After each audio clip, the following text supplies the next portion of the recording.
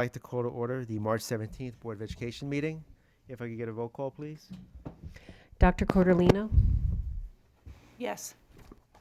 Mrs. Fano, Here. Dr. Modrak, Here. Mr. Palma, Here. Mr. Petrosino, Mr. Rappaport, Here. Mrs. Smith, Here. Mrs. Zuckerman, Mr. Daughtry, Here. Ms. Ammer, Here. Mr. Blumenthal. Here. If we could stand for the Pledge of Allegiance. Pledge allegiance to the flag of the United States of America and to the republic for which it stands, one nation, under God, indivisible, with liberty and justice for all.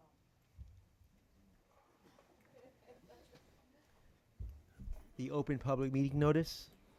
The New Jersey Open Public Meeting Law was enacted to ensure the right of the public to have advance notice of and to attend meetings of public bodies at which any business affecting their interest is discussed or acted upon. In accordance with the provision of the Act, the Montville Township Board of Education provided a public notice of this meeting, which included the time, date, and location that was posted at the Montville Township Municipal Building, all Montville Public Schools, the Montville Public Library, the Montville Township Board of Education Administrative Office Building, the district website, and advertised in the Daily Record and the Montville Tap Into, the board's official newspapers, on January 8th, 2026. Thank you. If I could get the representative reports from the high school. So in past times at MTHS, on March 14th, MTHS hosted SATs from 7 a.m. to 1 p.m. The 11th graders took the NJGPA test on March 16th and the 17th, and they will continue into tomorrow. The Montville Theatre Company had their production of Sweeney Todd, a musical which followed a barber returning to London seeking revenge against a corrupt judge who destroyed his life. Performances were March 5th, 6th, 7th, and 8th, and they went smoothly. Key Club's volleyball marathon fundraiser was March 13th. Last week, from March 9th to March 11th, FBLA had their annual sectional leadership conference in Atlantic City. 81 of MTHS's students were at this event, and 15 qualified for nationals in June, as they were placed top 4 in New Jersey, and 21 more were placed in top 10. NJGPS testing for juniors has been taking place this week. In sports, boys basketball ended their season 23-6 as conference and state sectional champions. Coach Medina was named Morris County Player of the Year, and 3 players were named All-Conference. Chris Ferrari was named Morris County Player of the Year. Anthony Agnoli and Gabriella Pelov of the winter track and field team competed at the Meet of Champions. Gabriella Pelov set a new school record in the girls' 1,600 meters with a time of 5 minutes flat, and Anthony Agnoli finished second in the state in the boys' shot put. On Monday, March 9th, spring sports began with boys and girls lacrosse, boys tennis having their first scrimmage this week. This Thursday, March 19th, over 50 Hilldale alumni from the high school will be going to current classes at Hilldale and teaching them basic concepts of business and economics. The students will be working with Junior Achievement, who provided them lesson plans, and it's going to be a great day. On Friday, March 20th, school will be closed due to Eid. Spirit Week is next week, March 23rd to the 27th. Monday will be Alliteration Day. Tuesday will be Country versus Country Club Day.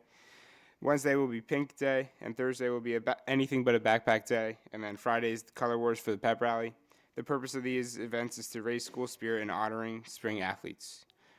The Journey Begins, which is a high school counseling event, is on March 26th, and spring break is from March 30th to April 6th. And the end of the marking period is 13th of April, and the fourth marking period begins the next day on the 14th. Thank you. Thank you very much. Moving on to the superintendent's report. Yes, Mrs. Snaros, we have the principal of Hilldale here. You have special guests visiting us tonight.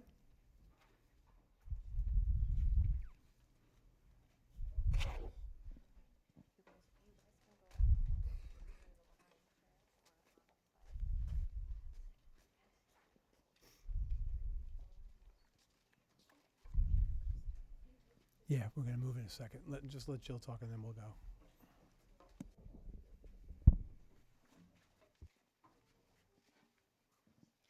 Good evening, everyone. Tonight we have our 4th grade orchestra.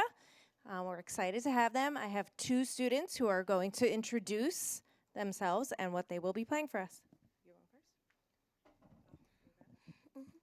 Good evening, the honorable members of the Board of Education. Tonight we enjoy playing for you. We have 12 violin players, 2 viola players, 2 cello players, and 1 double bass player. We started our learning of playing the string instruments back in September. Through the music, we are exploring the process of creativity, collaboration, and communication. We have been united in sound and got a deeper level of understanding each other through playing. We are going to perform for you tonight the piece Spine Chillers. The spooky creatures will be created while we are playing and disappear as soon as we finish. Also, I want to give a big thank you to the 4th grade string players and Miss Basis.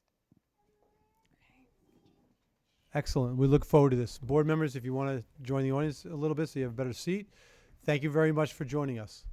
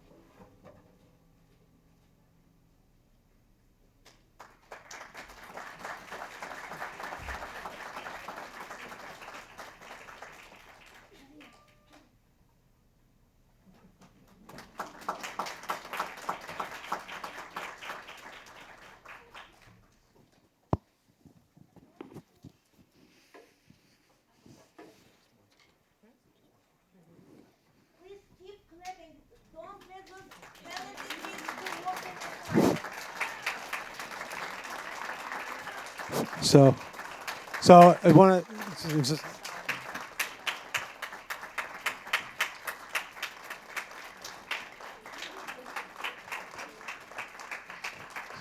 I want to thank the Hilldale Orchestra for joining us tonight. I really appreciate that.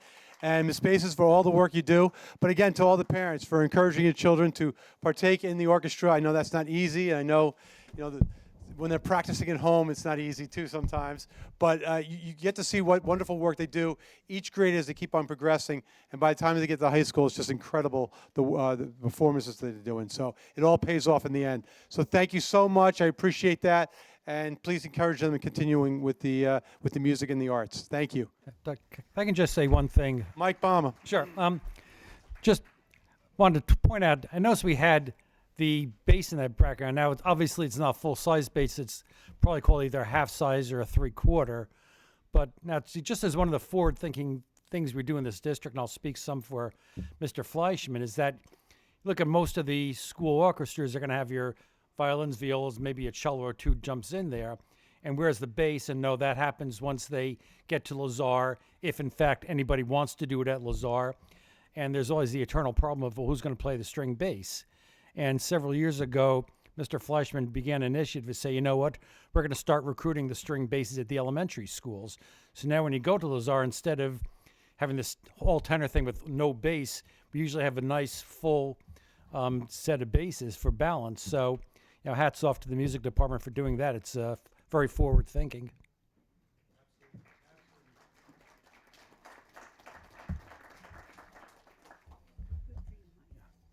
Thank you. All right, so now we're going to jump to the high school level. Mr. Connolly's here. Dr. Schwartz, are you coming up, or are you just as a spectator? Okay. Mr. Connolly's becoming a frequent flyer here recently. He enjoys our board meetings so much. He's going to introduce his high school students about the special projects they're working on. Thank you. So thank you again for having us back.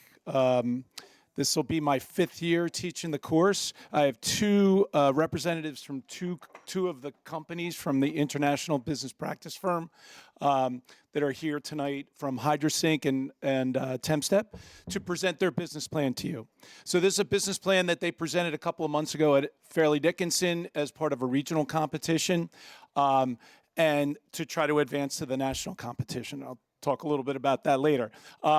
So they come into the class at the beginning of the year. It's unlike any other class, no tests, quizzes, or anything like that. They learn how to write a resume, interview for a job, set up an organizational structure, and then they run a business through the whole year. They come up with an idea, run the business, compete in different competitions, and basically just try to make some money during the year in a virtual business with other high schools involved. So that's kind of the backdrop. What I'd like to do is call up the TempStep team. They're going to present their abridged version of their business plan.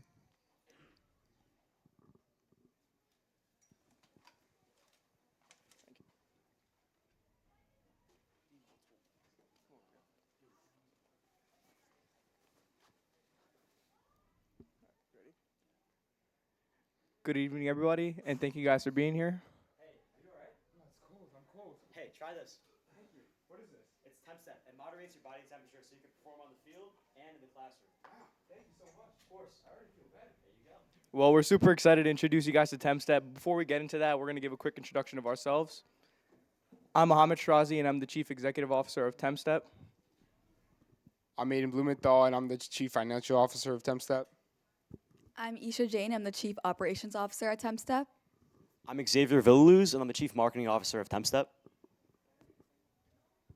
I'm Tyler Lieberman, and I'm the Accounting Vice President of TempStep. And I'm Amna Bukhari, the Design Manager of TempStep. The problem starts with something simple. Our feet are constantly either too cold and too hot, and both extremes cause major issues. When our feet are too hot, this leads to excessive sweating. But when our feet are too cold, it can lead to a loss of circulation. However, traditional insoles don't solve this as they're one size fits all. Looking more into statistics, 81% of people in the United States report experiencing foot discomfort due to temperature issues, and 33% of people in the United States report experiencing sweaty feet or odor at some time. And here's some statistics given to actual high schoolers in our grade. So back in August, after recognizing all these issues that people have, that's what brought us to TempStep. And TempStep is initially, essentially an insole which you can slip into your shoe, adjust the temperature by connecting the insole to the app on our phone, and you can control it to make it as hot or as cold as you'd like. Our mission statement, TempStep is dedicated to providing innovative heating and cooling insoles designed to keep your feet comfortable throughout the day. As for a quick company overview, obviously we are located at MTHS, and we run as an S corporation to help avoid corporate taxes, and our primary business is the business-to-consumer industry. For our organization chart, we're filled with 17 students with a CEO and then 3 departments underneath: finance, operations, and marketing. So more about the corporate social responsibility. Any unsold insoles at TempStep are going to be donated to local communities to help out those in need, and we're also going to reduce our carbon footprint and waste. So our goal is by the end of this month, we want to solidify our brand image more. By September, we want to expand our social media presence with collaborating with some influencers, and then by February next year, we want to extend our product line with some temp stocks. So a quick run through our SWOT analysis. Some strengths include our innovative features and our high quality in comparison to our competitors. Some weaknesses include our high price, which is from our superior quality, and also some possible Bluetooth malfunctions with our electronics. Some opportunities include the lack of competitors in the market, as well as sponsorships and collaborations with certain stores such as Dick's Sporting Goods and other celebrities and athletes. And some threats include the rise in unemployment, which would lower discretionary spending of our consumers, as well as a low market awareness because of a lack of competitors. So this is a chart that compares TempStep to all of its competitors, both in the VE world and in real life. And you can see that we check all the boxes, and none of our competitors even come close in terms of the different features we offer.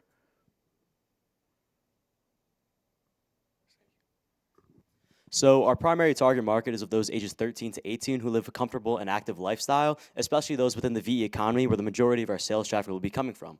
Our secondary target market is of those in Gen X and Gen Z, driven by the younger generation's emphasis on comfort, athletic performance, and an odor-free and hygienic lifestyle. Also, our tertiary target market is of those who are up on their feet and on the go, such as blue-collar workers and anybody looking to get out of the house.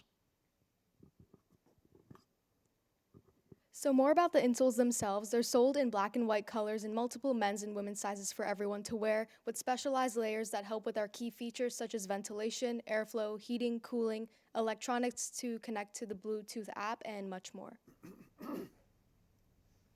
So for our prices, we're selling our classic insoles with the main features at $134.99, with an Elevate edition for athletes and Max Comfort for people who want more comfort in their step, both at $154.99, and a height boosting add-on that can be attached for just $17.50.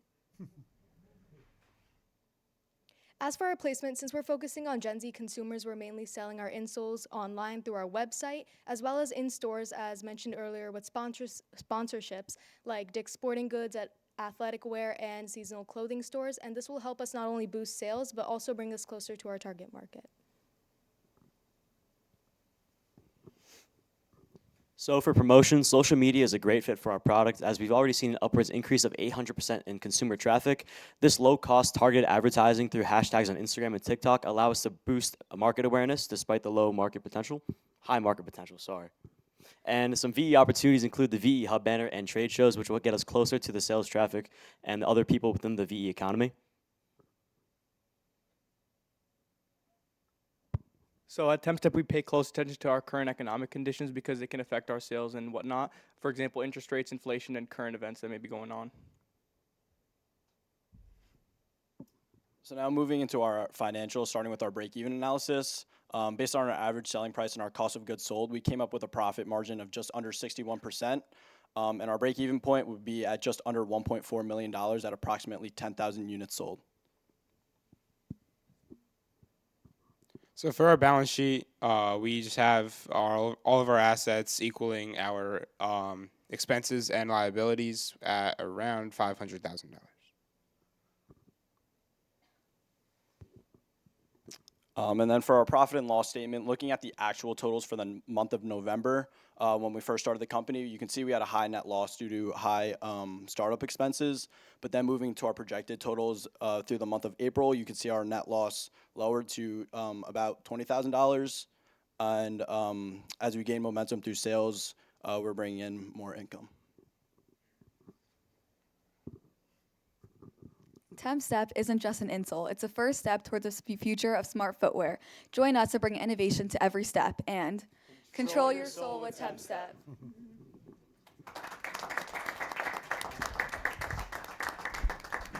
Love it. You sold me. I'm sitting here thinking like I could use some right now. I didn't realize that there's a market for this. You're all natural salesmen, and I can see you going really far with this. Later on in life.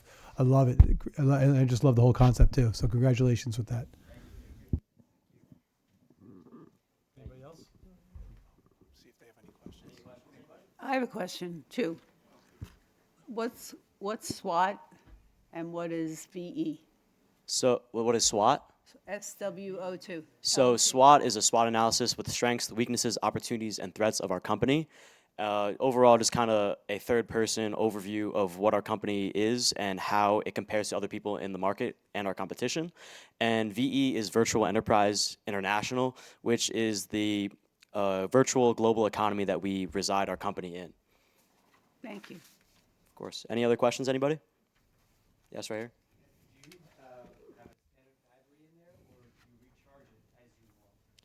Oh, I can have our design manager answer that. It's a really good question.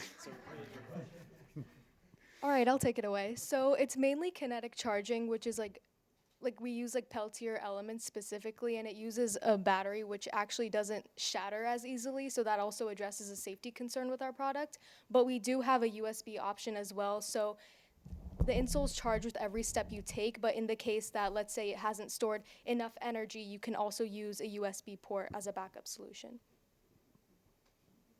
Any other questions? Sure. The height adjustment option there. Now, so are we talking about like high heels, or are we talking about like something on the inside that like acts like an elevator shoe type thing?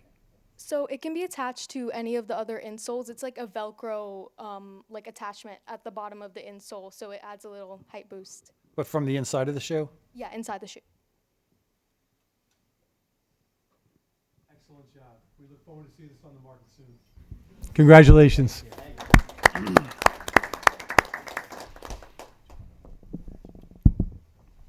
Now I'd like to call up the HydroSync team.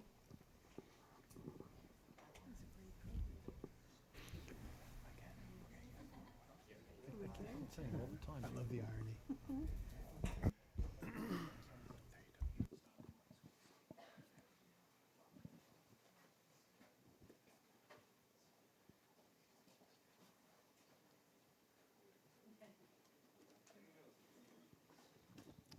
Good evening, board members. By a quick show of hands, how many of you know exactly how much water you drank today? We got one. Honestly, I'm not too shocked because right around 85% of people do not track their daily hydration. Along with that, roughly 80% of people use thirst as the sole indicator of when to rehydrate, and upwards of 90% of people feel the effects of dehydration daily. My name is Gavin Bokel. I'm CEO of HydroSync. My name is Brody Hammer. I'm the sales vice president. My name is Alexis Handler. I'm the Chief Marketing Officer. I'm Chris Ferrari. I'm the accounting vice president. And I'm Mona Preek, the Chief of Operations. And we're here to change that. At HydroSync, we sell a hydration tracking wearable, band or ring, that uses personalized connection and also features a vibration and light up feature to inform our users when to rehydrate. At HydroSync, we conduct supplier audits and form partnerships with our manufacturers. This means that we maintain our products from manufacturers who utilize ethical labor practices, low carbon operations, and manufacturers who are environmentally responsible. As a company, we decided to create some goals to ensure that we are staying productive and on track. Our short-term goal is to build credibility within 2 months. We plan on achieving this through posting on social media, to mass advertise, as well as networking at different trade shows to get in alignment with our target audience. Our long-term goal is to sell our bands in retail stores such as Dick's Sporting Goods and Target within 2 years. We plan on achieving this through pilot programs, online sales, customer reviews, and retail-ready packaging.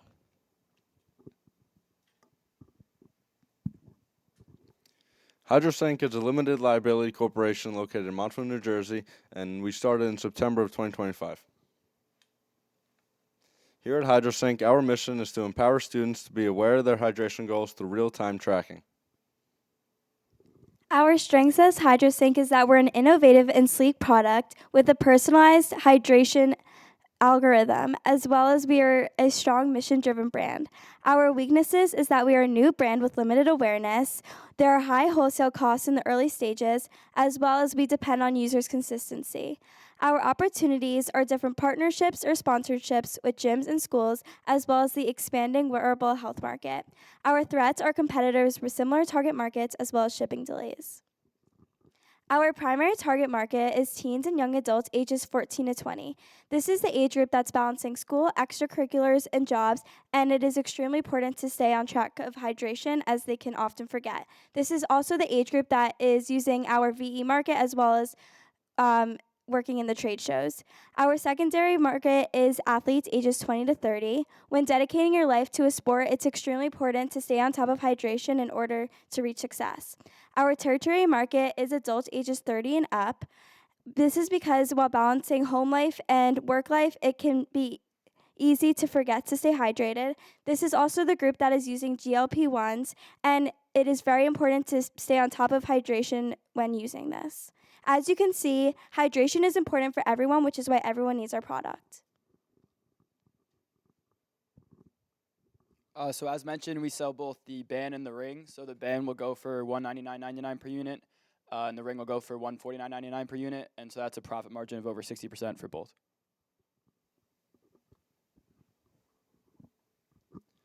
HydroSync can be found on VE's firm directory as well as our website linked below. As a company, some risks that we may encounter is our heavy reliance on external suppliers, which increases the risk of product issues. Our solution to this is to create contracts with our manufacturer and monitor product quality. The second issue that we may run into is shipping delays that can disrupt operations and deliveries. Our solution to this is to implement contracts with our suppliers that deal with delays such as discounted merchandise. The third issue that we may run into is the continuous need for innovation and marketing to stay competitive. We decided that we were going to allocate some money towards research and advertising to stay competitive. So looking at more of the financials here now, first our profit and loss analysis. So for the fiscal year, we're expected to lose a little over $250,000. We are a new business, so there's high startup costs. Our primary revenue is from sales to non-VE entities. So this includes our large out-of-network sale, which was over $1.1 million in revenue. And then our second source of revenue primarily is trade shows like the one at FDU in January.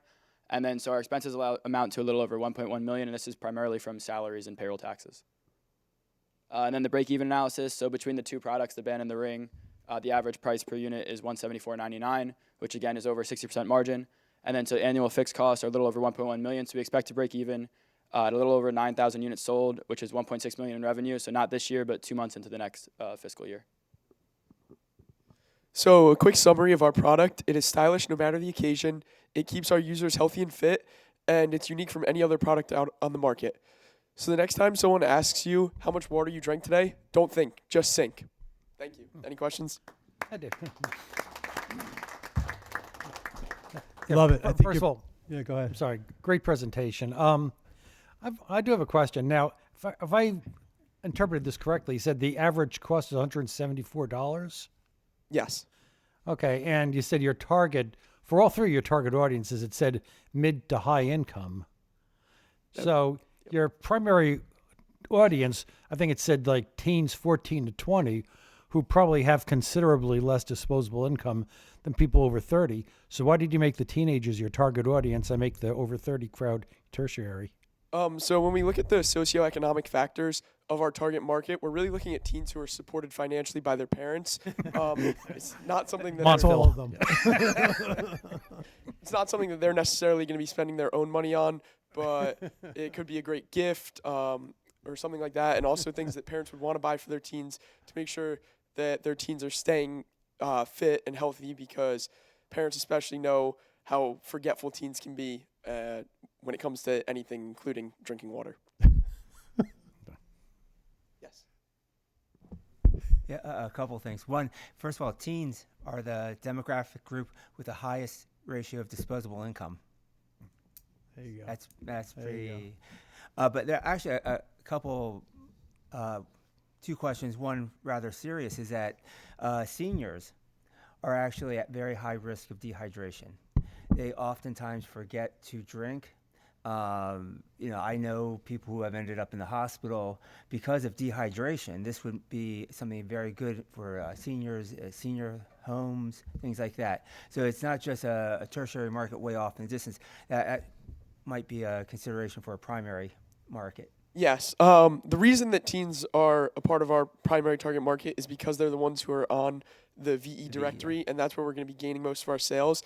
But if this was a company that was potentially going to be launched into the real world with real purchases, it would definitely be more of a focus, and that could be a potential opportunity like we talked about with partnering with gyms and schools. Another one could certainly be senior homes or retirement homes. Yeah, and the other question is that so many wearables also track your movement and sell that data, to advertising houses. So I didn't see anything in here about using those data to create some revenue. No, we do not sell our users' data. We keep things confidential because we want to maintain trust with our consumers. Okay. Yeah. I have one question. So you are running this company for the entire year. Do you ever change your course as far as implementation or product? While our main product has stayed the same throughout the year, we are constantly making updates. This includes new bands. For example, we just rolled out a St. Patrick's Day band and March Madness bands. Along with that, we've included new products such as the charger, which is now sold separately. And we have had plans for a while to implement a water bottle that would allow for more accurate hydration tracking. Great job. I think this is going to sell very well. And I wish you all the luck. All right. Congratulations. Thank you so much.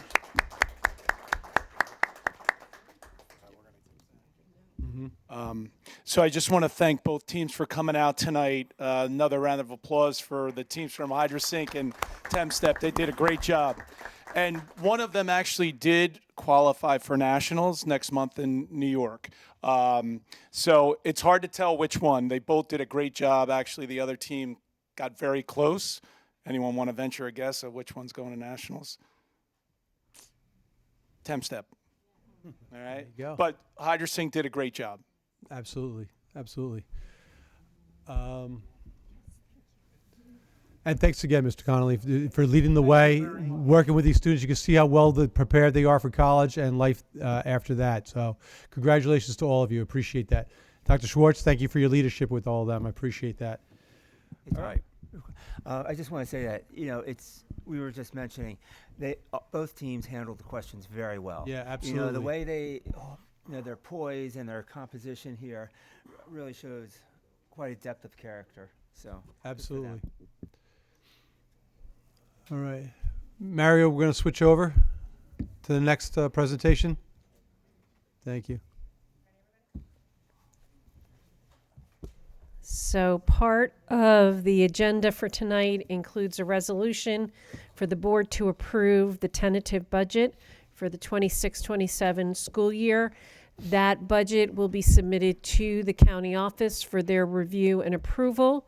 We will then advertise in the newspaper the budget, and there will be a public hearing on that budget on April 21st. So this presentation really is just a very cursory review of the process that we've just been through in creating the budget and what is included. We will go into a lot more detail after we've gone through the county's review and when we do our presentation at the public hearing on the 21st of April.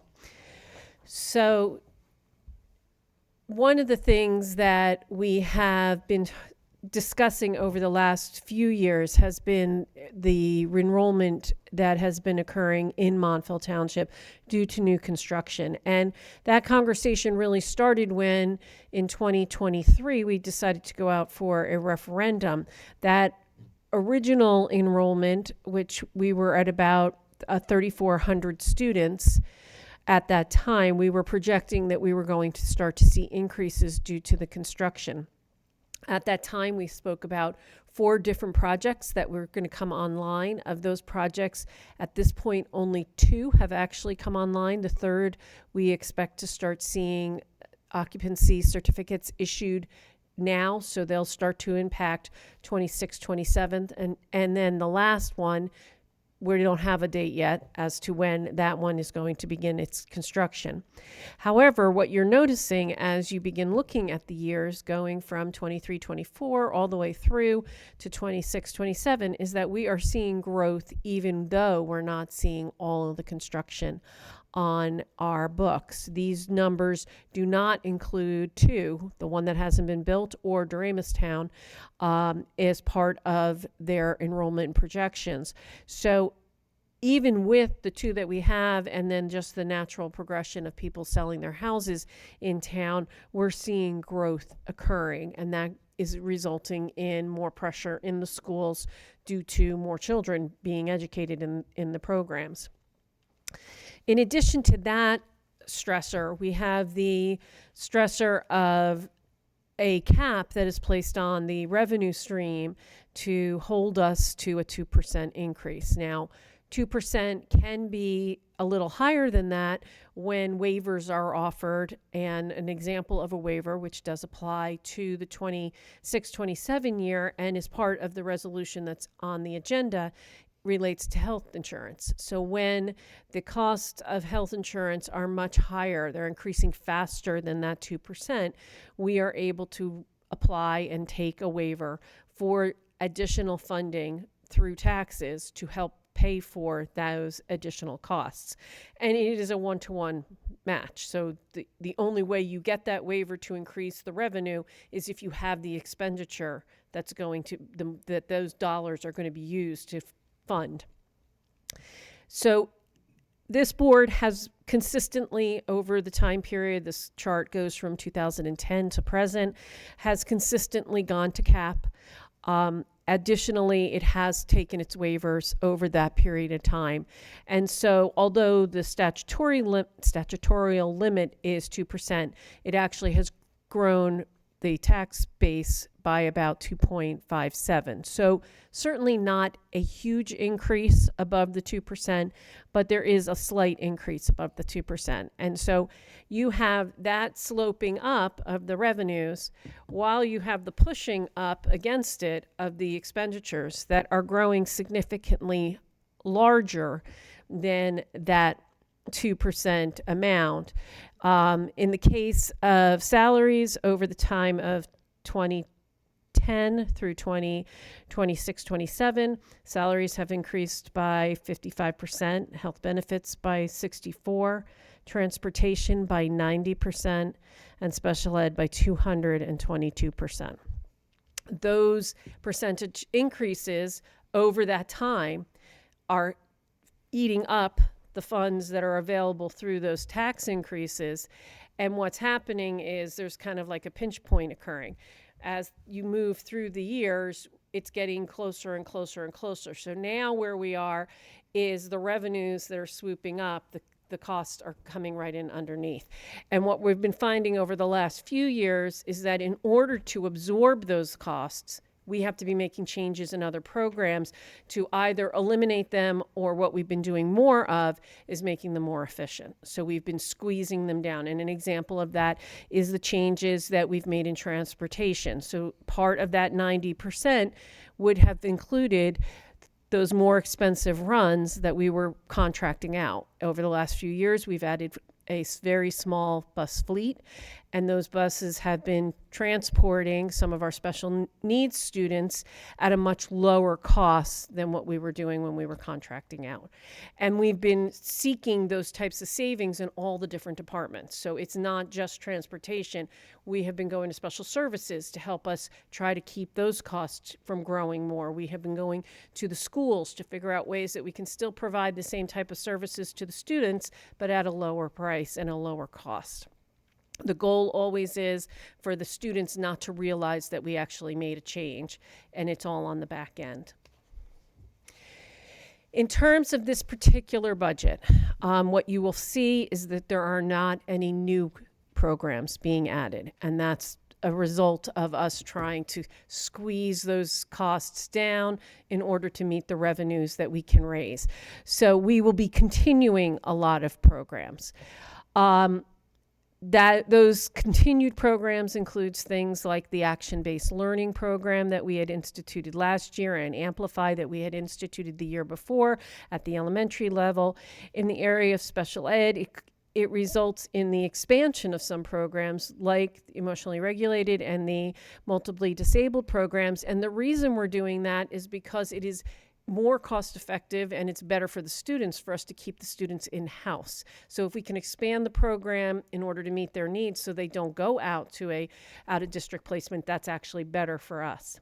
But that's not to say that we didn't make staffing adjustments throughout the district due to enrollment changes. So when we were in a situation where we noted that we didn't have enough students to have a particular position, we then eliminated that position in order to create savings.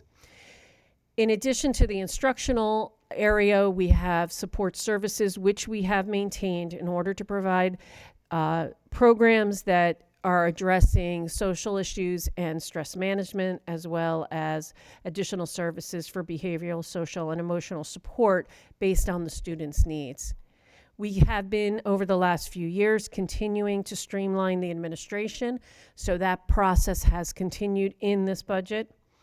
And then finally, I mentioned the absorbing of the special ed routes in order to control costs. The other advantage that that does is that our most needy children are being driven by our own drivers instead of by outside drivers.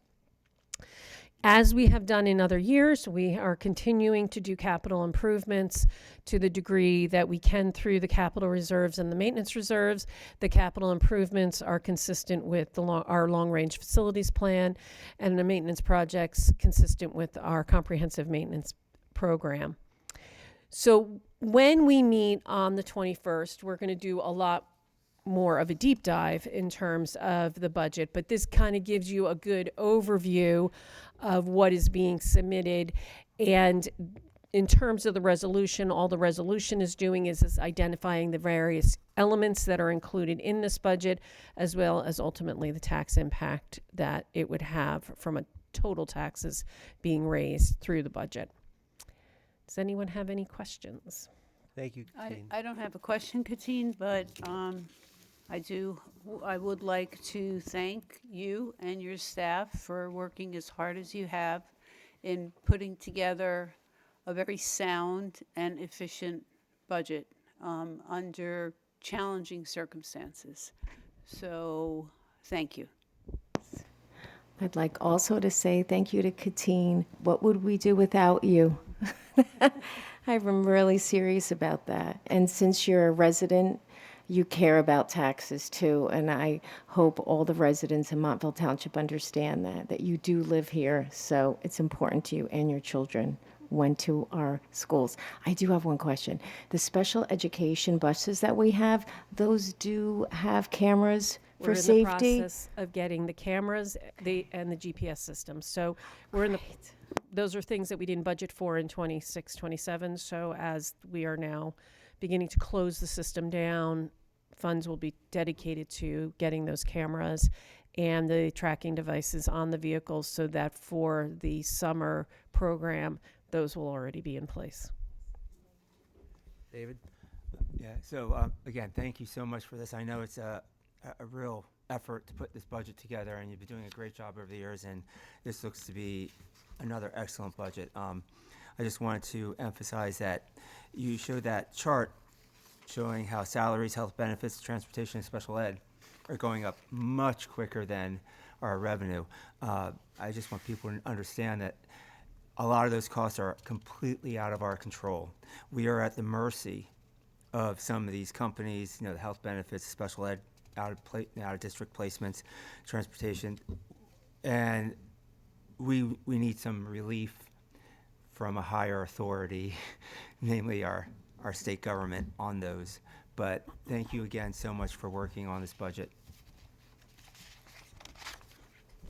Yes, so just to follow up on that, so for the health benefits, exactly what you just said, those prices are out of our control. So last year we switched from the state benefits program, we went to a private.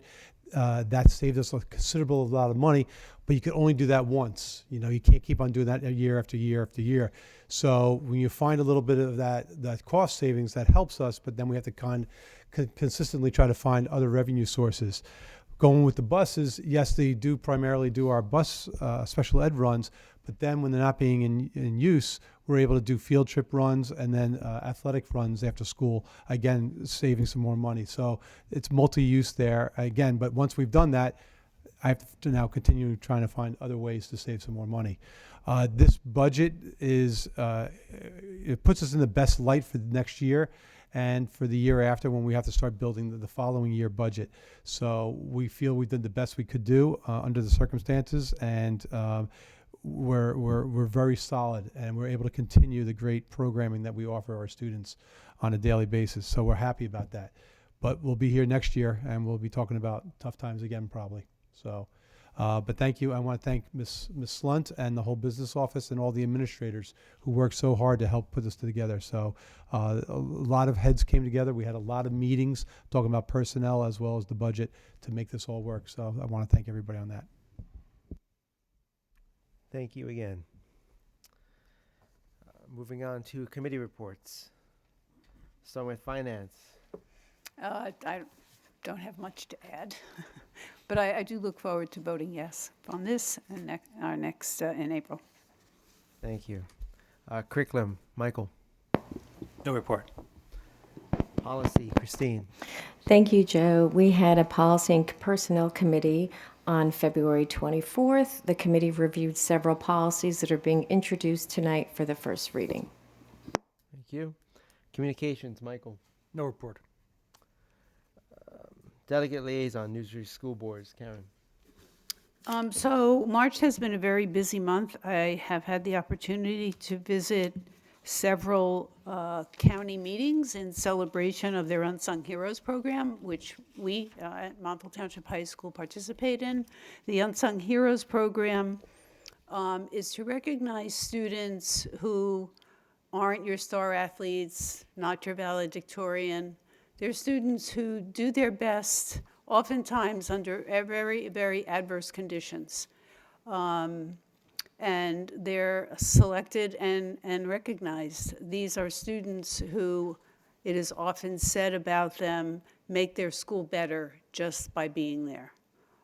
So those are going on right now. We had ours on March 5th.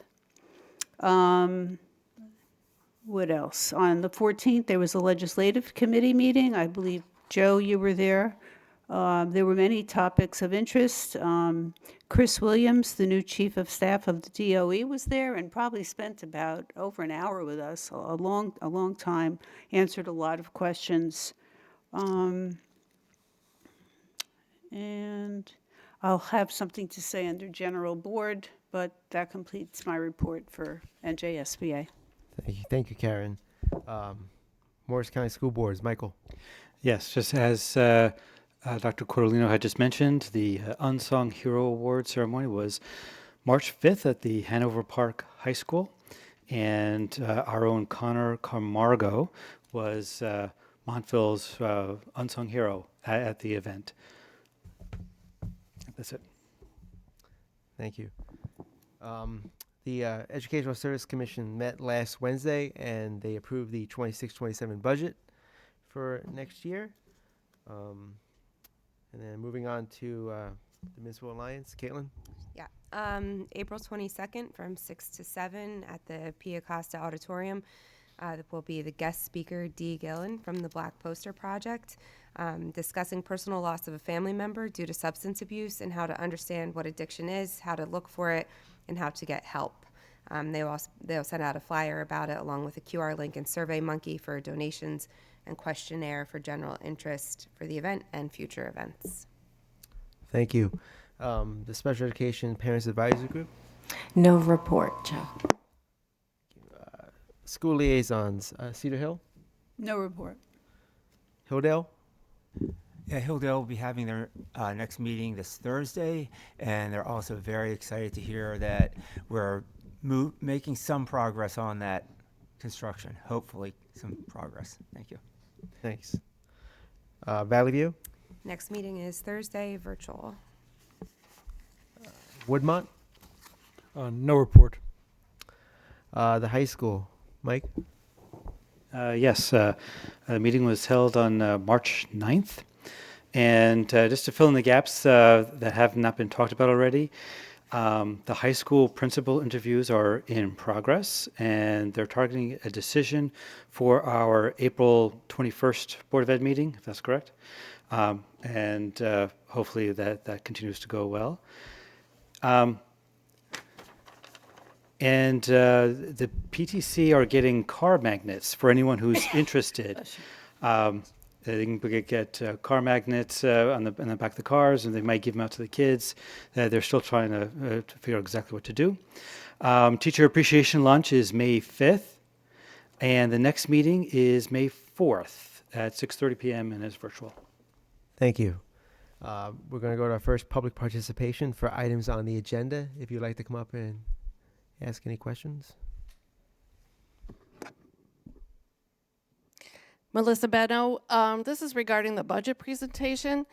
There are TVs here and here, and unless you're superhuman, I'm in the second row and I can't read it. So I was hoping for the next presentation you could maybe have your AV people put it there because I can't see. No problem. Thank you. Thank you. Okay. Moving on to consent resolutions. Can I get a motion? A second? Second. Thank you. Moving on to section I. Any questions? Section J. Section K. Section L. Just remember sections L and M, we have the addendum in the back there. Section N. Seeing no questions, we'll move on to section O, a vote on consent resolutions. Roll call, please. Dr. Modrak? Abstain on the minutes from February 17th, both meetings. Yes to everything else. Mr. Rappaport? Yes. Dr. Cordolino? Yes. Mrs. Fano? Yes. Mr. Palma? Yes. Mrs. Smith? Yes. Mr. Daughtry? Yes. Moving on to old business. Anyone have any old business they'd like to bring up? Seeing none. Any general board comments? Yes, thank you, Joe. On March 12th, I, along with Dr. Gorman and Mike Palma, had the pleasure of attending the Chamber of Commerce dinner, honoring, among others, our very own fellow board member, Michelle Zuckerman. So I just want to take this opportunity to congratulate her on a very distinct honor and selection. Thank you, Karen. Anyone else? Go ahead, Dave. Yeah, although I'll probably stealing a little bit of Mike's thunder, but Sweeney Todd, what a great show, right? I saw Mike there. Just amazing performance, another in a long line of amazing performances from the students. And what more can you say except, you know, those townsfolk that don't attend these performances really are missing out something. So I encourage people to show up. Tickets are cheap. It's a great place to see a show and great energy from the students. So yeah, I mean the professionalism of not only the students but also, you know, the director, the choreography, everything is really first class. We have just really a premier theater and choral program. The voices were phenomenal. They were not high school voices. They were very professional. The ensemble choral work, fantastic. Yeah, we just have an embarrassment of riches in our theater program. There are so many kids who are worthy of having lead parts that aren't, only because there's such a deep gene pool to pick from. So, yeah, another great thing, Mr. Baird, he got an honor, I think, recently, as I think Mars was state, forget exactly what it was. I believe it was state recognition as state theater director, high school. I believe that was the award. And yeah, we have a great program. We have the Lazar program coming up next week. I think the musical is Willy Wonka, I believe. It is. And it's a great theater. It's a great feeder program for the high school. So again, embarrassment of riches at the middle school too. We're very lucky. Now, is Willy Wonka Thursday, Friday, Saturday? Or what nights is it? Do you I know? believe it's Thursday, Friday evening, Saturday matinee. Okay. And also, plug Shrek. Okay, our summer program through Medlick. They're going to be putting on Shrek the musical. So kids can sign up and have some fun at our summer Medlick program. Nice. Mike, I just want to say, I really appreciate you always giving us that additional color, background, knowledge about all aspects of our music and performing arts. Thank you. I just think it's important because there are so many districts that when it comes time to cut the budget, the first thing they look to do is cut the arts, and we have fortunately managed to avoid that. And for that, I thank the administration for its wisdom. And you know what else, Mike? I think we would agree. There's some students who've never performed before in their lives, and then they get involved in theater or music, and that shy child then grows and gains confidence, and then they make new friends. So getting involved in the theater arts are really important for anyone. Even if they don't feel they have a talent, they do find it. So I agree. Can I just piggyback onto that real quick? It's funny because Mike is going to know about this too. So at the bar mitzvahs and bat mitzvahs around, when they have them here, you can always tell the Montville students. Okay, the Montville boys are out there dancing with the girls, they're having a great time. The kids from other schools are just standing, the boys especially are standing along the walls because they don't have the movement class that they have at Lazar. That movement class gives our students a confidence, as Christine was saying. The arts give the kids this confidence to get out there and present themselves, as our students did this evening, with their companies. So we do have a lot of great art programs and programs that go beyond just the academics, but instill a lot of confidence and leadership in our kids. Yeah, if you look at the demographics of our choirs, both at the high school and even the middle school, and I emphasize that, but they are very, very high number of boys, much more than you see at most schools, which is why we have such good pickings at the high school. And kudos to our middle school director, Mr. Green. He goes 6th, 7th, and 8th grade. You've got a lot of boys. It's not going to be half, but it's more than the usual 10%, much more than that. So, let's keep going.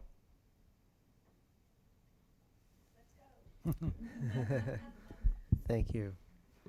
Moving on to our last public participation for any items that are not on the agenda. Anyone wants to come up and speak? Seeing none, I could get a motion to adjourn the meeting. So moved. Thank you very much. Happy St. Patrick's Day, everybody. Yeah. I didn't even think of wearing green. I should have. There you go.